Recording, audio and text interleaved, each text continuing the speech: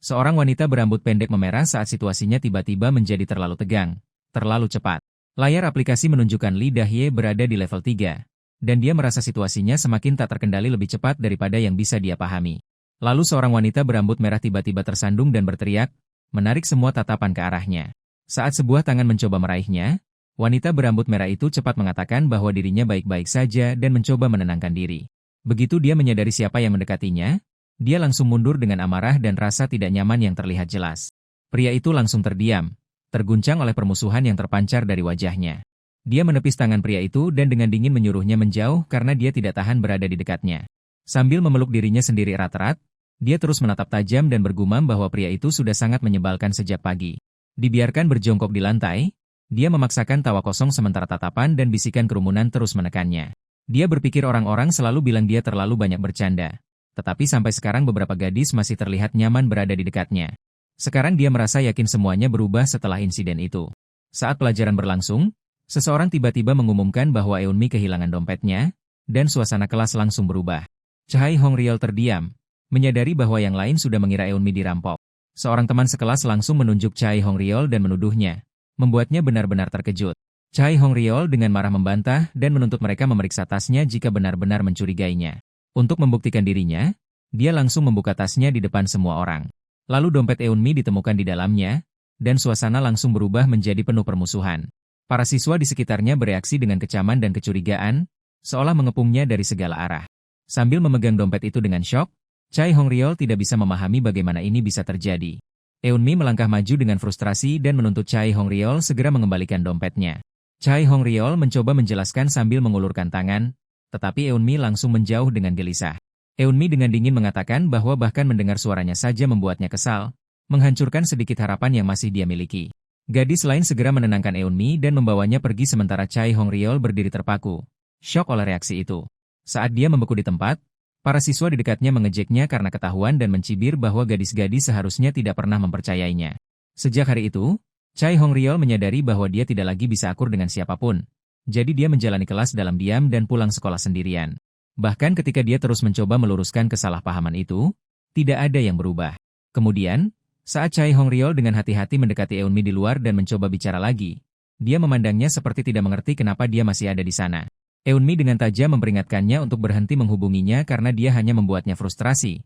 Kembali menolaknya sekali lagi. Chae Hongryol menyadari bahwa tidak ada lagi yang mempercayainya. Dan perlahan-lahan dia menjadi orang asing sepenuhnya di sekolah.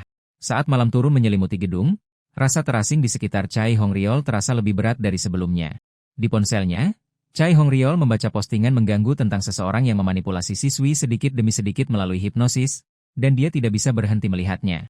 Berbaring sendirian di malam Jumat, Chae Hongryol dengan pahit membandingkan dirinya dengan siswa lain yang sedang bersenang-senang di luar dan membenci bahwa dia terjebak di tempat tidur membaca omong kosong seperti ini. Saat pikiran itu semakin dalam, Chae Hongryol mulai bertanya-tanya apakah memiliki kemampuan hipnosis sendiri bisa mengubah sesuatu. Dia membayangkan membalas dua gadis yang telah menyakitinya dan memaksa keadaan berjalan sesuai keinginannya, memperlihatkan betapa dalam kebenciannya telah berubah. Hayalan itu semakin jauh saat dia mengakui bahwa dia terus memikirkan seorang gadis dan merasa dikuasai dorongan gelap itu. Tepat saat itu, notifikasi web muncul untuk uji coba gratis aplikasi hipnosis, dan Chae Hongryol terkejut oleh waktunya sambil bertanya-tanya apakah dia harus mencobanya. Panduan itu menjelaskan bahwa dia hanya perlu menjalankan aplikasi, membuat target menatap lilin selama 3 detik, dan mengandalkan fokus, sambil memperingatkan bahwa niat sembrono bisa menjadi berbahaya. Membaca instruksi itu, Chae Hongryol merasa keterkejutannya berubah menjadi kegembiraan saat menyadari bahwa ini mungkin tepat seperti yang dia inginkan. Setelah dorongan pertama itu, dia menenangkan dirinya dan memutuskan bahwa mungkin benar-benar ada kesempatan nyata. Di sekolah, sementara seorang teman sekelas dengan santai berterima kasih kepada profesor di dekat sana, Chae Hongryol duduk diam dan terus terpaku ingin mencoba aplikasi itu. Chae Hongryol berpikir para siswa tidak mungkin serius menatap ponsel hanya karena dia meminta. Jadi rasa percaya dirinya langsung turun. Saat memeriksa ponselnya, Chae Hongryol melihat seorang wanita di dekatnya dan dengan cemas bertanya-tanya apakah dia harus mencoba aplikasi itu padanya. Lalu sesuatu tiba-tiba terjatuh, dan reaksi terkejut itu membuat suasana semakin tegang. Wanita itu membungkuk mengambil lembaran yang jatuh, masih tidak menyadari tatapan gugup Chae Hongryol. Dia cepat berbalik dengan terkejut setelah mendengar reaksinya. Dia meminta maaf karena tidak memperhatikan dan menjelaskan bahwa dia mengambil jurusan Taekwondo. Sementara Chae Hongryol membeku oleh percakapan yang tak terduga itu. Saat dia mulai berjalan pergi, Chai Hongryol buru-buru mencoba menghentikannya sebelum kesempatan itu hilang. Ketika dia terus berjalan bahkan setelah meminta maaf, Chai Hongryol panik dan bertanya-tanya kenapa dia mengabaikannya. Wanita itu berbalik, memeriksa ponselnya, lalu bertanya apa yang ingin dia konsultasikan. Menyadari bahwa wanita itu benar-benar kembali, Chai Hongryol terkejut dan diam-diam lega karena dia berhasil sampai sejauh ini. Wanita itu mengatakan dia bisa mendengarkan sebentar dan bertanya sebenarnya ini tentang apa. Sementara Chai Hongryol menjadi semakin gugup di bawah tatapannya. Chai Hongryol ragu-ragu, gagap, dan mengatakan bahwa ini berhubungan dengan kehidupan sekolahnya. Saat tangannya gemetar memegang ponsel, Chai Hongryol panik karena pikirannya kosong dan mencoba fokus di tengah detak jantungnya yang keras. Dia akhirnya langsung melontarkan pertanyaan apakah dia masih mencuri dompet. Wanita itu terkejut dan langsung membalas dengan marah bahwa dia sedang menuduhnya mencuri dompet Eunmi. Dia menekannya lebih keras dan dengan pahit bertanya apakah dia juga percaya rumor bahwa dialah pencurinya. Chai Hongryol dengan dingin mengatakan bahwa ada bukti dan menyuruhnya berhenti membuat keributan lalu lulus dengan tenang, meninggalkan keheningan yang brutal. Wanita itu mengembuskan napas tidak percaya, terlihat sangat terluka oleh apa yang baru saja dia dengar. Chai Hongryol terus menekan dan mengatakan bahwa semua orang hanya mengulang apa yang mereka dengar, lalu membalikkan keadaan dengan bertanya apakah dia juga berpikir dirinya percaya bahwa dia pencurinya. Konfrontasi semakin memanas saat dia mengecam wanita itu sebagai tidak berbeda dari orang-orang lain yang dia benci. Wanita itu bertanya apakah konsultasinya sudah selesai lalu mulai pergi, membuat Chai Hongryol panik. Chai Hongryol dengan tergesa mengangkat ponselnya dan memohon agar dia melihatnya hanya selama 3 detik. Dia berhenti, bertanya apa lagi yang dia inginkan. Lalu dengan curiga bertanya apakah layar itu sedang menampilkan video. Saat dia menatap layar itu, Chai Hongryol diam-diam menghitung detik pertama sementara wanita itu melihat lilin di layar. Dia menghitung detik kedua lalu ketiga sambil berkeringat karena taruhannya. Setelah 3 detik penuh berlalu, Chai Hongryol melihat bahwa sepertinya tidak terjadi apa-apa dan merasa hancur karena kegagalan yang terlihat jelas itu. Dia dalam hati menyebut dirinya bodoh, lalu tiba-tiba menyadari bahwa tidak adanya reaksi jelas mungkin berarti sesuatu yang lain. Wanita itu berdiri di sana dengan wajah memerah dan tubuh tidak stabil. Posturnya berubah seolah efek layar itu diam-diam mulai bekerja. Pesan sistem bercahaya muncul dan mengonfirmasi bahwa lidah Ye berada di bawah hipnosis yang sangat kuat. Terkejut oleh notifikasi melayang itu, Chai Hongryol spontan berbicara bingung dan bertanya-tanya apakah ini bagian dari antarmuka aplikasi. Sebuah prompt sistem menyatakan bahwa Chai Hongryol dapat memengaruhi lidah Ye sesuka hati, sementara dia berdiri linglung di bawah hipnosis. Chai Hongryol menatap dengan tidak percaya dan tegang. Mengulang kata-kata itu dalam pikirannya saat janji aplikasi itu akhirnya mulai terasa nyata. Dia melangkah mendekatinya dengan hati-hati, menguji apakah dia akan mengikuti instruksi sederhana tanpa perlawanan. Sebelum dia bisa melangkah lebih jauh, seseorang membuka pintu dan mengatakan bahwa profesor meminta lidah Ye. Gangguan itu berlanjut saat pengunjung tersebut meminta lidah Ye keluar sebentar dan mengikutinya. Chai Hongryol dengan cepat mengambil kendali situasi dan mengatakan bahwa dia akan membelikannya minuman sambil mereka berbicara. Lalu membawa lidah Ye pergi sementara pria lain itu menonton dengan bingung. Ditinggalkan di belakang, pria itu menjadi kesal dan curiga. Bertanya-tanya kenapa Chai Hongryol ikut campur dan apa sebenarnya yang sedang dia coba lakukan. Waktu berlalu, dan suasana berpindah keluar sebuah gedung beberapa saat kemudian. Chai Hongryol mengungkapkan dengan keterkejutan penuh semangat bahwa dia benar-benar membawa lidah Ye kembali ke rumahnya. Saat melihat lidah Ye duduk di kamarnya, pikirannya berputar tidak percaya bahwa wanita itu benar-benar ada di sana. Chai Hongryol menatap ke depan dengan kegembiraan yang terguncang, masih kewalahan karena lidah Ye sendirian di kamarnya. Lalu pesan sistem tiba-tiba muncul dan mengumumkan bahwa versi uji coba telah berakhir dan pembayaran diperlukan, membuat Chai Hongryol bingung. Dia menyadari bahwa masa uji coba gratis sudah habis dan membeku saat jendela aplikasi melayang di depannya. Lidah Ye tersadar kembali, menatapnya dengan marah, dan menyebutnya gila. Chai Hongryol panik dan mencoba menyangkalnya. Tetapi lidah Ye memperingatkan bahwa dia harus bersiap menghadapi konsekuensinya saat dia menyadari hipnosisnya telah hilang. Saat dia dengan marah menyuruhnya menunggu dan mengatakan akan menjelaskan semuanya kepada profesor, kemarahannya memperjelas bahwa dia akan membongkarnya. Chai Hongryol terguncang dalam syok dan hanya bisa bertanya-tanya apa yang baru saja terjadi saat semuanya runtuh di sekelilingnya. Seorang polisi wanita datang, menatapnya dengan dingin, dan berkomentar bahwa dia ternyata bisa sangat ceroboh meskipun terlihat lembut. Dia dengan tegas menyatakan bahwa apa yang terjadi tidak dapat diterima dan mengatakan kasus ini sangat serius. Lidah Ye menyela dengan tegas dan mengatakan kepada petugas bahwa itu sudah cukup karena dia ingin pria itu segera dibawa pergi. Chai Hongryol dengan putus asa bersikeras bahwa dia bukan orang yang mencuri dompet Eunmi dan mengatakan bahwa dia minta maaf sementara kepanikan menelannya. Polisi wanita itu menekannya lebih keras, mempertanyakan apakah dia juga mencuri dompet lain. Lalu memutuskan bahwa sisanya bisa dibahas di kantor polisi sementara dia dengan gugup meminta izin menggunakan kamar mandi terlebih dahulu. Dia memperingatkannya agar tidak mencoba hal mencurigakan, dan dia diam-diam setuju sebelum masuk ke dalam. Sendirian di kamar mandi, Chai Hongryol menyadari bahwa dia telah mencapai ruangan yang dia inginkan tetapi membeku karena dia masih tidak tahu bagaimana memperbaiki semua ini. Dia memegangi kepalanya dengan frustrasi dan putus asa bertanya-tanya kenapa hipnosis itu berhenti dan apa yang harus dia lakukan sekarang. Notifikasi sistem yang menyala muncul dan mengumumkan bahwa versi uji coba telah berakhir dan pembayaran diperlukan untuk melanjutkan. Dia akhirnya memahami bahwa aplikasi itu menuntut uang agar tetap bisa bekerja, dan kenyataan itu terasa menghantam keras. Saat petugas berteriak dari luar dan menanyakan apakah dia sudah selesai, Chai Hongryol panik, menggenggam ponselnya, dan buru-buru mengatakan bahwa dia akan keluar. Putus asa mencari jalan keluar, dia memeriksa aplikasi itu dan meyakinkan dirinya bahwa jika dia membayar entah bagaimana, hipnosis itu mungkin akan aktif lagi. Lalu melihat sesuatu yang tampak seperti informasi rekening bank. Melihat opsi transfer, dia langsung memilih kirim dan menjalankan rencana putus asa terakhirnya. Notifikasi sistem berkedip bahwa pembayaran telah berhasil, dan Lee Dahye kembali jatuh di bawah pengaruh aplikasi itu. Kelegaan menghantam Chai Hongryol, dan hanya satu pikiran putus asa yang tersisa. Sekarang dia mungkin bisa meyakinkan profesor untuk menyuruh polisi pergi. Polisi wanita itu tiba-tiba membuka pintu kamar mandi dengan kasar, menuntut tahu kenapa begitu lama, dan menuduhnya sengaja mengulur waktu. Chai Hongryol buru-buru menyangkal bahwa dia mencoba kabur, sementara petugas itu memperingatkannya agar bahkan tidak memikirkannya. Begitu dia melihat Lee Dahye kembali berada di bawah pengaruh aplikasi, harapan melonjak dalam diri Chai Hongryol dan dia tahu bahwa itu benar-benar kembali. Lee Dahye dengan tenang mengatakan bahwa mereka sekarang harus pergi ke kantor polisi, dan perubahan sikapnya terasa langsung berbeda. Dalam kepanikan, Chai Hongryol memohon agar mereka mendengarkan dan spontan mengatakan bahwa semua itu hanyalah sandiwara. Dia semakin memaksakan kebohongan itu, mengklaim bahwa semuanya hanya keterlaluan, lalu memohon agar Lee Dahye mendukung ceritanya. Di bawah pengaruh aplikasi itu, Lee Dahye membelanya, mengatakan bahwa dia memang sedang berakting dengan pacarnya, lalu meminta maaf atas kesalahpahaman itu. Chai Hongryol dengan cepat bersikeras bahwa itulah yang sudah dia katakan sejak awal. Dan petugas itu akhirnya terdiam saat cerita itu mulai terasa masuk akal. Lee Dahye meminta maaf sekali lagi dan mengklaim bahwa dia hanya berpura-pura. Sementara polisi wanita itu mendengarkan dan Chai Hongryol berusaha keras menenangkan napasnya. Polisi wanita itu mengatakan bahwa laporan palsu tetap bisa berarti urusan administrasi di kantor polisi. Tetapi karena mereka semua masih muda dan Lee Dahye mengakui itu kesalahannya, dia akan membiarkannya kali ini. Chai Hongryol buru-buru berterima kasih, dan petugas itu pergi dengan jelas terlihat kesal setelah memperingatkan mereka agar menjaga situasi mereka tetap terkendali. Detik bahaya itu berlalu, rasa lega menghantam Chai Hongryol begitu keras hingga dia hampir tidak percaya bahwa dia berhasil lolos.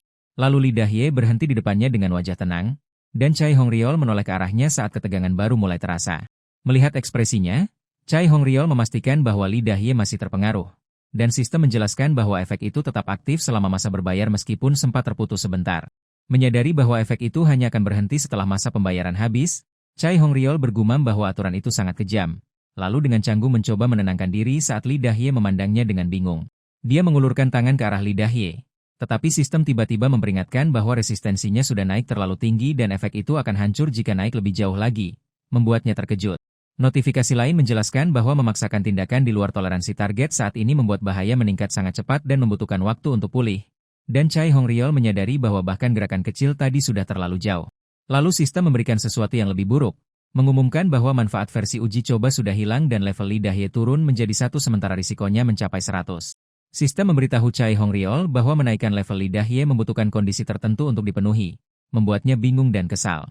Lee Dahye dengan dingin menyuruhnya diam, dan Chai Hongryol panik saat menyadari bahwa versi percobaan itu jauh lebih merepotkan daripada yang dia bayangkan. Sementara Chai Hongryol duduk putus asa memikirkan 400 ribuan yang telah dia habiskan. Lee Dahye dengan kesal mengatakan bahwa jika dia tidak datang untuk konsultasi maka dia akan pergi, dan dia hanya bisa melihat dengan pahit. Lee Dahye membuka pintu dan menyebutnya pecundang total, membuat rasa malu itu terasa semakin dalam saat dia berjalan pergi. Setelah dia pergi, Chai Hongryol melihat fitur bernama Mind Control di aplikasi itu dan langsung terpaku padanya. Berbaring di tempat tidurnya, dia mengingat kembali rasa kehilangan tadi dan memutuskan bahwa dia harus mendapatkan kembali nilai dari 400 ribuan itu entah bagaimana caranya. Saat mempelajari aplikasi itu, Chai Hongryol menemukan jendela status karakter untuk Lee Dahye, membuat seluruh sistem itu terasa mengganggu seperti permainan. Dia melihat bahwa Lee Dahye berusia 27 tahun, memiliki pengaruh level 1, risiko maksimum, dan sifat yang terkait dengan tanggung jawab serta ketekunan. Lalu menyadari bahwa kelemahannya berkaitan dengan permintaan dan harapan. Menyadari bahwa aplikasi itu juga memiliki opsi bantuan, Chai Hongryol memutuskan bahwa dia perlu mempelajari semuanya dengan hati-hati sebelum melakukan langkah lain. Sistem bantuan menjelaskan bahwa level pengaruh meningkat melalui saran yang berhasil dipenuhi, Dan Chai Hongryol menyadari bahwa saran yang berhasil adalah kunci untuk meningkatkan pengaruh. Chai Hongryol membuka menu bantuan dan mencari di mana kondisi yang diperlukan dijelaskan. Aplikasi itu menjelaskan bahwa saran bekerja dengan membimbing target untuk melakukan tindakan tertentu, dan Chai Hongryol menyadari bahwa tugas-tugas itu akan menjadi lebih sulit seiring naiknya level. Dia membaca bahwa pada level lebih tinggi aplikasi itu bisa mengabaikan akal sehat dan mendorong orang jauh melewati batas normal, membuatnya terkejut oleh betapa ekstremnya hal itu bisa menjadi. Berbaring di tempat tidurnya, Chai Hongryol terdiam dan mulai membayangkan bagaimana dia bisa membelokkan aplikasi itu demi tujuannya sendiri. Dia hampir langsung menyadarkan dirinya dan memutuskan bahwa sekarang bukan waktunya kehilangan fokus. Duduk di depan komputernya, Chai Hongryol mengakui bahwa dia telah menghabiskan biaya hidupnya untuk pembayaran itu dan membutuhkan pekerjaan paruh waktu terlebih dahulu. Dia mencari secara online tempat-tempat terdekat yang sedang membuka lowongan dan memusatkan perhatian pada apapun yang cukup dekat. Dia menemukan lowongan kafe bernama Dulgi Latte yang menawarkan 12 ribuan per jam dan langsung tertarik padanya. Chai Hongryol menyadari bahwa kafe itu berada tepat di depan sekolah, yang membuatnya terasa seperti pilihan sempurna. Dia kemudian pergi ke kafe bernama Eden untuk melihat tempat itu sendiri. Pemilik kafe melihat lamaran Chai Hongryol, memastikan bahwa itu pekerjaan paruh waktu pertamanya, lalu memperingatkan bahwa pekerjaannya mungkin berat. Chai Hongryol dengan cepat bersikeras bahwa dia bisa bekerja keras dan menangani apa saja. Dan pemilik itu tampak senang sementara dia dengan cemas bertanya-tanya apakah ucapannya sudah cukup. Saat melihat wanita itu, Chai Hongryol terdistraksi oleh kehadiran pemilik kafe dan kehilangan fokus sesaat. Gangguan itu semakin dalam, dan dia terus memperhatikannya alih-alih tetap fokus pada wawancara. Pemilik itu tiba-tiba memutuskan bahwa dia bisa langsung mulai bekerja dan bertanya apakah dia tersedia sekarang juga. Sebuah keterangan memperkenalkan pemilik kafe itu sebagai Lee Soeun, 29 tahun, dan sudah menikah. Lee Soeun dengan ceria menyambut pelanggan sambil berdiri di samping Chai Hongryol saat mereka mulai bekerja bersama di belakang meja kasir. Lee Soeun mengingatkan Chai Hongryol untuk menyapa pelanggan dengan benar. Dan setelah dia dengan canggung meminta maaf, seorang pelanggan memesan satu smoothie stroberi. Chai Hongryol menunjuk menu untuk memastikan smoothie yogurt stroberi lalu bertanya apakah itu minuman yang dimaksud pelanggan. Lee Soeun mendekat dan membetulkannya, menjelaskan bahwa minuman stroberi biasa tercantum tepat di bawah smoothie yogurt. Pesanan di dekat sana tiba-tiba dipanggil dan dinyatakan siap disajikan. Seorang pelanggan mengatakan bahwa minuman itu bukan yang dia pesan, dan Chai Hongryol membeku sebelum dengan canggung bertanya apa yang salah. Lee Soeun dengan cepat meminta maaf, menjelaskan bahwa Chai Hongryol masih baru, lalu menyerahkan minuman yang benar untuk meredakan situasi. Setelah menangani pelanggan itu, Lee Soeun langsung memanggil Chai Hongryol mendekat. Dia dengan tajam bertanya bagaimana dia bisa sampai mencampur pesanan, membuat tubuhnya menegang karena gugup. Chai Hongryol panik dalam hati. Tetapi kemudian Lee Soeun teringat bahwa itu hari pertamanya dan nada suaranya pun melunak. Dia mengatakan bahwa mungkin dia bingung karena ada terlalu banyak pesanan. Dan Chai Hongryol langsung meminta maaf serta berjanji akan bergerak lebih cepat. Lee Soeun menyemangatinya, mengatakan bahwa dia yakin Chai Hongryol akan bekerja dengan baik, lalu menyuruhnya tetap fokus pada pekerjaannya. Chai Hongryol dengan gugup bercanda tentang dirinya yang sempat menabraknya tadi di ruang sempit itu. Lalu merasa sangat lega ketika menyadari Lee Soeun tidak berniat memecatnya. Lee Soeun menyuruhnya membersihkan meja di sana. Dan Chai Hongryol cepat menyetujuinya sebelum buru-buru pergi. Chai Hongryol dengan tergesa meminta maaf atas apa yang terjadi. Dan ketika Song Mi-jeong bertanya apakah dia baik-baik saja, dia dengan canggung bersikeras bahwa dirinya baik-baik saja sambil menyalahkan kurangnya staf atas kekacauan itu. Duduk di lantai di samping minuman yang tumpah, Chai Hongryol mencoba menenangkan dirinya dan bertanya-tanya kenapa semuanya terus berjalan buruk di hari pertamanya. Lee Soeun tiba-tiba tertawa keras dan menggoda bahwa dia benar-benar basah kuyup, yang hanya membuat Chai Hongryol semakin malu. Lee Soeun mengatakan bahwa meskipun begitu, dia tetap terus bekerja walau sangat terguncang, lalu dengan lembut mengulurkan tangan ke arahnya. Sambil tersenyum cerah, Lee Soeun memuji Chai Hongryol karena berhasil menenangkan dirinya. Saat dia memberikan gestur singkat yang menenangkan, Chai Hongryol membeku dan merasakan ketegangan aneh muncul di dalam dirinya. Sementara Lee Soeun terus mencoba menghiburnya, Chai Hongryol menyadari bahwa meskipun dia baru mulai bekerja di sana, tempat ini sudah terasa jauh lebih nyaman daripada sekolah. Beberapa saat kemudian, suasana berubah saat pikiran Chai Hongryol menjauh dari kafe dan kembali menuju sekolah. Di dalam kelas, Song Mi-jeong duduk dengan tangan terlipat dan dengan marah menuntut tahu kenapa Chai Hongryol terus menatapnya, memperjelas bahwa dia sudah benar-benar kesal. Ketika Chai Hongryol menyangkalnya, Song Mi-jeong membungkuk ke meja untuk menekannya. Sementara teman sekelas lain hanya memperhatikan pertukaran tegang itu dalam diam. Haminga dengan gugup bertanya kepada kelompok itu apakah mereka akhirnya bisa mulai membagi peran untuk proyek tersebut. Baek Seung-tae menyeringai dan mengatakan tidak ada gunanya membuat semuanya sulit ketika Chai Hongryol bisa saja langsung keluar. Chai Hongryol memprotes dan mengingatkan mereka bahwa mereka juga menunggu sampai menit terakhir sebelum tim diputuskan. Baek Seung-tae langsung memutarbalikkan alasan itu, bersikeras bahwa mereka tidak sengaja menunda. lalu menertawakannya bersama gadis di sebelahnya.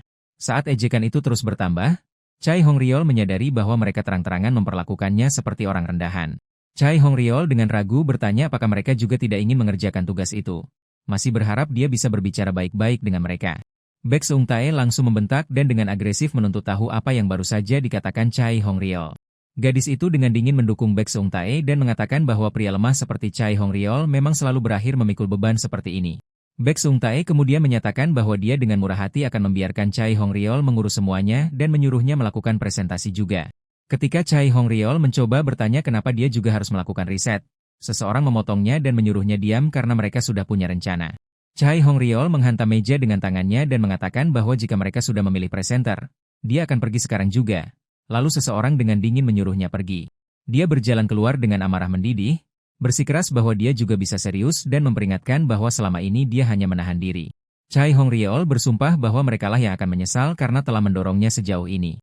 Dia membayangkan gadis dari kelas itu mengejeknya seperti orang bodoh, dan penghinaan itu membuat amarahnya semakin besar. Saat terus berjalan, dia bersumpah akan membuat gadis itu mempertanggungjawabkannya, lalu mengumpat karena dipaksa menangani riset sekaligus presentasi.